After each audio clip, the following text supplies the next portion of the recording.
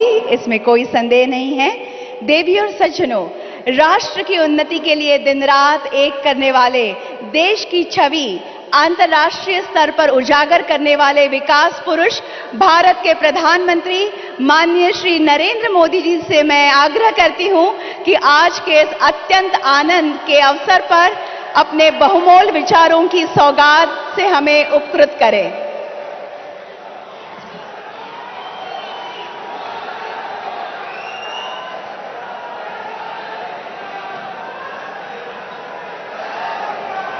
मंच पर विराजमान महाराष्ट्र के राज्यपाल श्रीमान भगत सिंह जी, यहां के लोकप्रिय मुख्यमंत्री एकनाथ शिंदे जी,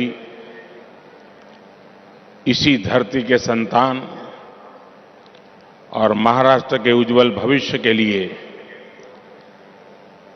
प्रयत्नरत श्री देवेंद्र जी, नितिन जी, राव साहब दानवे, डॉक्टर भारतीताई और विशाल संख्या में पधारे हुए नागपुर के मेरे प्यारे भाइयों और बहनों,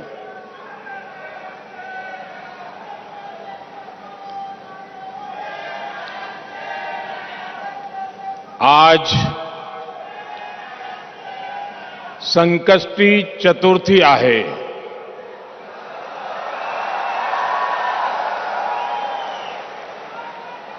कोणतेही शुभकाम करताना आपण प्रथम गणेश पूजन करतो। आज नागपुरात आहोत तर टेकडीच्या गणपती बापाला माझे वंदन।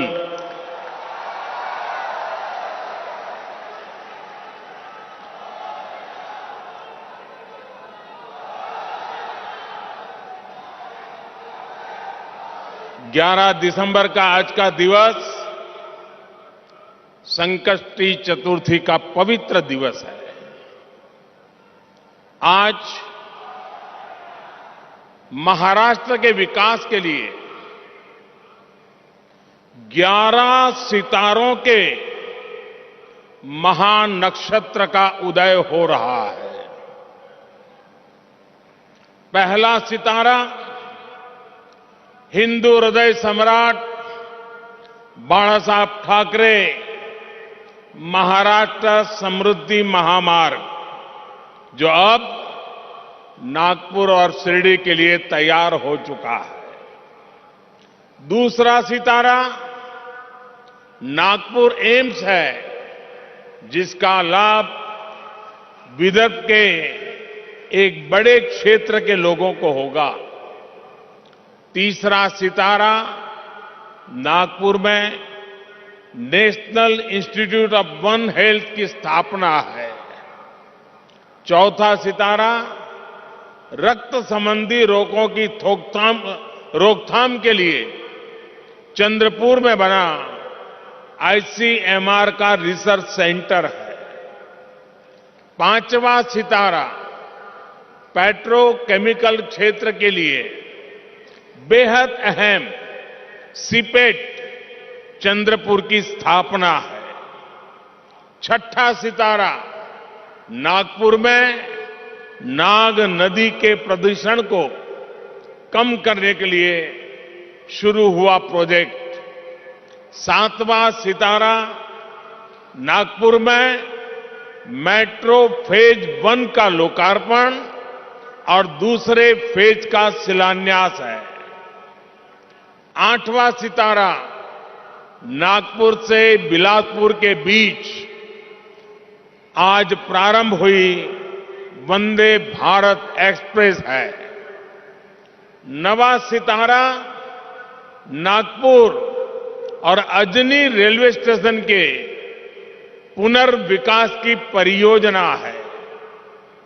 10वां सितारा अजनी में 12,000 हॉर्स पावर के रेल इंजन के मेंटेनेंस डिपो का लोकार्पण है। 11वां सितारा नागपुर इटारसी लाइन के कोहली नरखेड़ रूट का लोकार्पण है। 11 सितारों का यह महानक्षत्र महाराष्ट्र के विकास को नई दिशा देगा, नई ऊर्जा देगा। आजादी के 75 साल के अमृत महोत्सव में 75,000 करोड़ रुपए के इन विकास कार्यों के लिए महाराष्ट्र को, महाराष्ट्र की जनता को बहुत बहुत बधाई।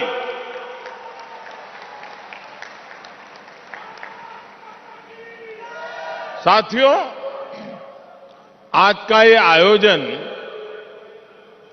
इस बात का भी प्रमाण है कि डबल इंजन की सरकार महाराष्ट्र में कितनी तेज गति से काम कर रही है। समृद्धि महामार्ग से नागपुर और मुंबई के बीच दूरी तो कम होगी ही, ये महाराष्ट्र के 24 जिलों को आधुनिक कनेक्टिविटी से जोड़ रहा है। इससे खेती किसानी को, आस्था के विभिन्न स्थलों में आने जाने वाले श्रद्धालुओं को, उद्योगों को बहुत बड़ा लाभ होने वाला है। रोजगार के नए अवसर बनने वाले हैं। साथियों, आज के दिन की एक और विशेषता है, आज जिन योजनाओं का लोकार्पण हुआ है उनमें इंफ्रास्ट्रक्चर विकास का होलिस्टिक विजन दिखता है। एम्स एक अपने आप में अलग तरह का इंफ्रास्ट्रक्चर है और समृद्धि महामार्ग दूसरी तरह का इंफ्रास्ट्रक्चर है। इसी तरह वंदे भारत एक्सप्रेस और नागपुर मेट्रो दोनों ही एक अलग प्रकार का कैरेक्टर है उस इंफ्रास्ट्रक्चर का, लेकिन ये सब एक बुके में, एक गुलदस्ते में अलग अलग फूलों की तरह जिससे निकलकर विकास की खुशबू जन जन तक पहुंचेगी।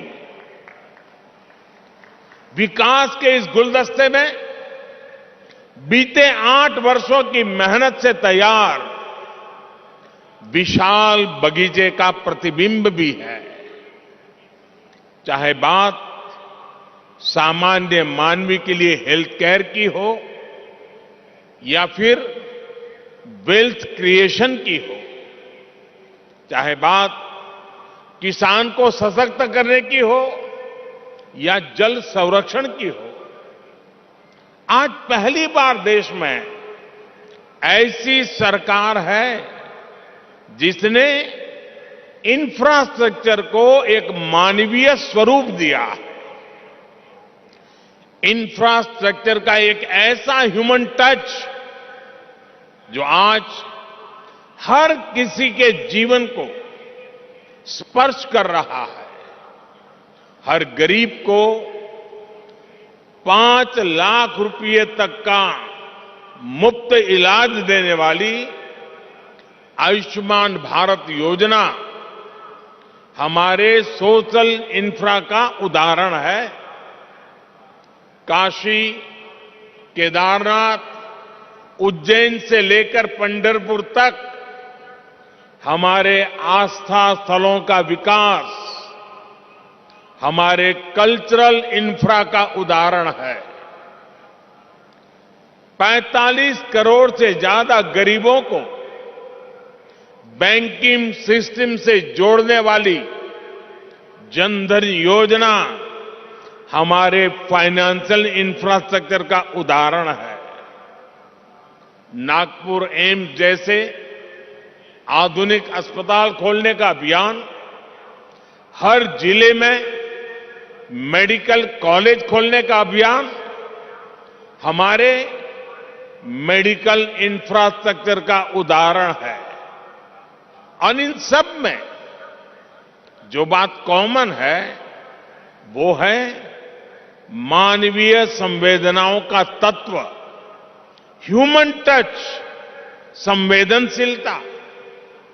इंफ्रास्ट्रक्चर को हम सिर्फ निर्जीव सड़कों और फ्लाईओवर तक नहीं समेट सकते, इसका विस्तार कहीं ज्यादा बड़ा है। और साथियों, जब इंफ्रास्ट्रक्चर के काम में संवेदना नहीं होती, उसका मानवीय स्वरूप नहीं होता, सिर्फ ईंट, पत्थर, सीमेंट, चूना, लोहा दिखता है, तब उसका नुकसान देश की जनता को उठाना पड़ता है, सामान्य मानवी को उठाना पड़ता है। मैं आपको गोसीखुर्द डैम का उदाहरण देना चाहता हूं। 30-35 साल पहले इस डैम की नींव रखी गई थी और उस समय उसका अनुमानित खर्च 400 करोड़ रुपए के आसपास था। लेकिन बरसों तक संवेदनाहीन कार्यशैली के कारण बरसों तक वो डैम पूरा नहीं हो पाया। अब डैम का अनुमानित खर्च 400 करोड़ से बढ़कर के 18,000 करोड़ रुपए हो गया। 2017 में डबल इंजन की सरकार बनने के बाद इस डैम का काम तेज हुआ है, हर समस्या को सुलझाया गया है। मुझे संतोष है कि इस वर्ष ये डैम पूरा भर पाया है। आप कल्पना कर सकते हैं, इसके लिए 3 दशक से ज्यादा लगे, तब जाकर इसका लाभ गांव को, किसान को मिलने लगा। भाइयों और बहनों, आजादी के अमृत काल में देश विकसित भारत के विराट संकल्प के साथ आगे बढ़ रहा है। विकसित भारत के निर्माण का रास्ता है भारत की सामूहिक ताकत। विकसित भारत के निर्माण का मंत्र है राष्ट्र के विकास के लिए राज्य का विकास। बीते दशकों का हमारा ये अनुभव रहा है कि जब हम विकास को सीमित रखते हैं तो अवसर भी सीमित हो ही जाते हैं। जब शिक्षा कुछ ही लोगों, कुछ ही वर्गों तक सीमित थी, तो राष्ट्र का टैलेंट भी पूरी तरह निखर कर सामने नहीं आ पाया। जब बैंकों तक कुछ लोगों की पहुंच थी, तो व्यापार कारोबार भी सीमित ही रहा। जब बेहतर कनेक्टिविटी केवल कुछ शहरों तक सीमित थी, तो ग्रोथ भी उसी दायरे तक सीमित रही। यानी विकास का पूरा लाभ ना तो देश की बड़ी आबादी को मिल पा रहा था और ना ही भारत की असली ताकत उभर कर सामने आ पा रही थी। बीते 8 वर्षों में हमने ये सोच और अप्रोच दोनों बदली है। हम सबका साथ, सबका विश्वास, सबका विकास और सबका प्रयास, इस पर बल दे रहे हैं। और जब मैं सबका प्रयास कहता हूं तो इसमें हर देशवासी शामिल है और देश का हर राज्य शामिल है। छोटा बड़ा जो भी हो, सबका सामर्थ्य बढ़ेगा तब जाकर भारत विकसित बनेगा।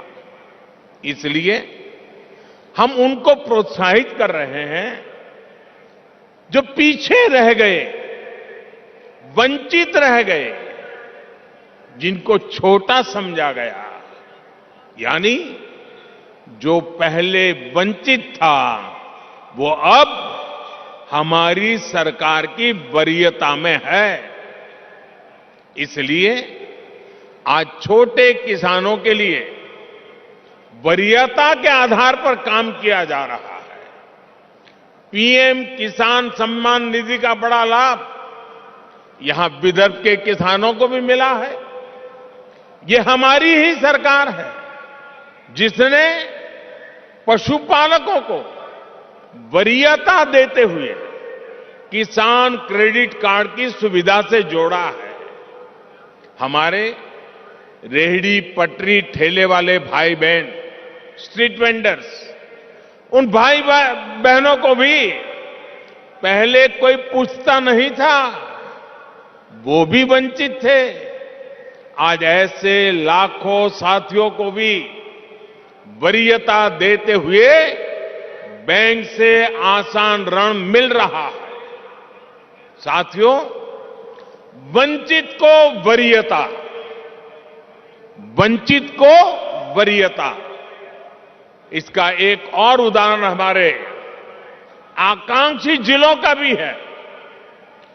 देश में 100 से अधिक जिले ऐसे हैं जो आजादी के इतने दशकों बाद भी विकास के अनेक पैमानों पर बहुत पीछे थे। इनमें से ज्यादातर आदिवासी क्षेत्र थे, हिंसा से प्रभावित क्षेत्र थे। इनमें मराठवाड़ और विदर्भ के भी अनेक जिले शामिल हैं। बीते 8 वर्षों से हम देश के ऐसे ही वंचित क्षेत्रों को तेज विकास की ऊर्जा का नया केंद्र बनाने पर बल दे रहे हैं। आज जिन प्रोजेक्ट्स का लोकार्पण और शिलान्यास हुआ है, वे भी इसी सोच और अप्रोच का प्रकट रूप है। साथियों, आज आपसे बात करते हुए मैं महाराष्ट्र के लोगों को, देश के लोगों को भारत की राजनीति में आ रही एक विकृति से सावधान भी करना चाहता हूं। ये विकृति है शॉर्टकट की राजनीति की। ये विकृति है राजनीतिक स्वार्थ के लिए देश का पैसा लुटा देने की। ये विकृति है करदाताओं की गाढ़ी कमाई को लुटा देने की। शॉर्टकट अपनाने वाले ये राजनीतिक दल, ये राजनीतिक नेता देश के हर करदाता के सबसे बड़े दुश्मन है, जिनका मकसद सिर्फ सत्ता में आना होता है, जिनका लक्ष्य झूठे वायदे करके सिर्फ सरकार हड़पना होता है, वो कभी देश नहीं बना सकते। आज एक ऐसे समय में जब भारत अगले 25 वर्षों के लक्ष्यों पर काम कर रहा है, तो कुछ राजनीतिक दल अपने निजी स्वार्थ में भारत की अर्थव्यवस्था को तबाह कर देना चाहते हैं। हम सबको याद होगा जब पहली औद्योगिक क्रांति आई, हिंदुस्तान उसका लाभ नहीं उठा पाया। दूसरी, तीसरी औद्योगिक क्रांति में भी हम पीछे रहे, लेकिन आज जब चौथी औद्योगिक क्रांति का समय है, तो भारत इसे गंवा नहीं सकता। मैं फिर कहूंगा, ऐसा अवसर किसी देश के पास बार बार नहीं आता। शॉर्टकट से कोई देश चल नहीं सकता। देश की प्रगति के लिए स्थायी विकास, स्थायी समाधान के लिए काम करना, एक लॉन्ग टर्म विजन बहुत ही जरूरी है। और स्थायी विकास के मूल में होता है इंफ्रास्ट्रक्चर। एक समय दक्षिण कोरिया, साउथ कोरिया भी गरीब देश था, लेकिन इंफ्रास्ट्रक्चर के माध्यम से उस देश ने अपना भाग्य बदल दिया। आज खाड़ी के देश इतना आगे इसलिए भी है, और लाखों भारतीयों को वहां रोजगार मिलता है, लाखों भारतीयों को, क्योंकि उन्होंने भी बीते 3-4 दशकों में अपने इंफ्रास्ट्रक्चर को मजबूत किया है, आधुनिक किया है और फ्यूचर रेडी किया है। अरे कब आपको पता होगा, आज हिंदुस्तान के लोगों को सिंगापुर जाने का मन करता है। कुछ दशक पहले तक सिंगापुर भी एक सामान्य आइलैंड कंट्री हुआ करता था। फिशरीज से कुछ रोजी रोटी लोग कमा लेते थे, लेकिन सिंगापुर ने इंफ्रास्ट्रक्चर पर निवेश किया, सही आर्थिक नीतियों पर चला और आज वो दुनिया की अर्थव्यवस्था का इतना बड़ा केंद्र बना हुआ है। अगर इन देशों में भी शॉर्टकट की राजनीति हुई होती, टैक्स पेयर का पैसा लुटाया गया होता, तो ये देश कभी उस ऊंचाई पर नहीं पहुंच पाते जहां आज है। देर से ही सही, भारत के पास अब यह अवसर आया है। पहले की सरकारों के समय हमारे देश के ईमानदार करदाताओं ने जो पैसा दिया, वो या तो भ्रष्टाचार की भेंट चढ़ गया या फिर वोट बैंक को मजबूत करने में खप गया। अब समय की मांग है कि सरकारी खजाने की पाई पाई का उपयोग देश की पूंजी, युवा पीढ़ी के उज्जवल भविष्य के लिए निर्माण पर खर्च होनी चाहिए। मैं आज भारत के हर युवा से आग्रह करूंगा, हर टैक्स पेयर से आग्रह करूंगा, ऐसे स्वार्थी राजनीतिक दलों को, ऐसे स्वार्थी राजनीतिक नेताओं को एक्सपोज करिए। आमदनी अठन्नी, खर्चा रुपया, ये वाली कुनीति लेकर के जो राजनीतिक दल चल रहे हैं, वे इस देश को भीतर से खोखला कर देंगे। दुनिया के कई देशों में हमने आमदनी अठन्नी, खर्चा रुपया, ये ऐसी कुनीति की वजह से पूरी अर्थव्यवस्था को तबाह होते देखा है। हमें मिलकर भारत को ऐसी कुनीति से बचाना है। हमें याद रखना है, एक और आमदनी अठन्नी खर्चा रुपया, ये वाली दिशाहीन कुनीति और सिर्फ स्वार्थ है। वहीं दूसरी ओर देश हित और समर्पण भाव है। स्थायी विकास, स्थायी समाधान का प्रयास है। आज भारत के युवाओं के पास जो अवसर आया है, वो हम ऐसे ही जाने नहीं दे सकते। और मुझे खुशी है कि आज देश में स्थायी विकास और स्थायी समाधान को सामान्य मानवी का भी जबरदस्त समर्थन मिल रहा है। अभी पिछले सप्ताह गुजरात में जो चुनाव के नतीजे आए हैं, वो स्थायी विकास और स्थायी समाधान की आर्थिक नीति, विकास की रणनीति का परिणाम है। मैं शॉर्टकट अपनाने वाले ऐसे राजनेताओं को भी विनम्रतापूर्वक, आदरपूर्वक कहूंगा कि स्थायी विकास के विजन को समझिए, उसके महत्व को समझिए।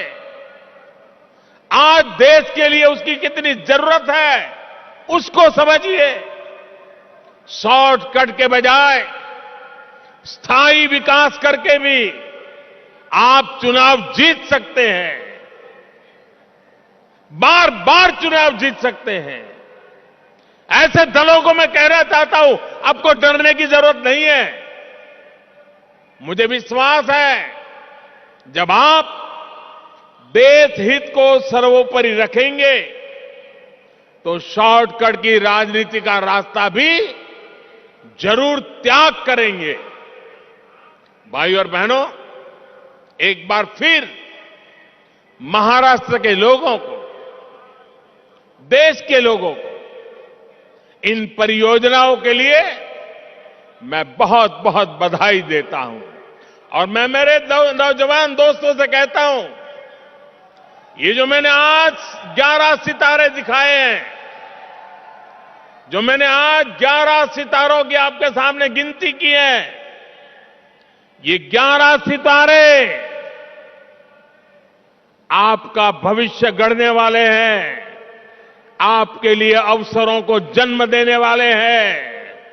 और यही रास्ता है, यही रास्ता सही है। एषः पंथः, एषः पंथः, इस मंत्र को लेकर के आइए पूर्ण समर्पण भाव से अपने आप को खपा दे। 25 साल का ये मौका हम जाने नहीं देंगे दोस्तों। बहुत बहुत धन्यवाद।